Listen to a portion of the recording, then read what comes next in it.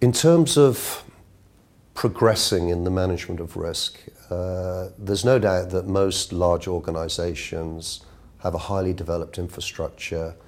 They have risk maps and key risk indicators and so on. But those things in themselves aren't sufficient. So in order to take the next steps, they really need to have processes of engaging the senior executives, the senior leadership team throughout the organization in what you might call risk discussions. So for example, one of the things I'm very interested in about is how organizational members, and particularly senior executives, are capable of imagining a very different future for the organization from the one that currently exists. Are they really capable of doing that?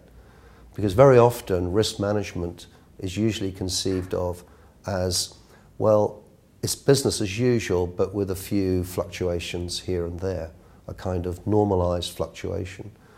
Whereas what you also want is a capability to imagine very, very different futures. For example, a dramatic new competitor entering your marketplace, or other forms of disruptive event. And I think psychologically most senior teams are not very good at doing that. And one of the challenges for risk management is to be able to create and stage those conversations about alternative possible futures which may have implications for the present.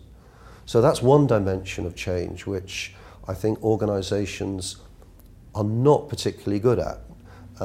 Some are. Some oil companies pioneered scenario analysis and various techniques way back in the 70s in order to understand long-term trends. But as a generality, a lot of the, if you like, science of risk management locks organizations into the present.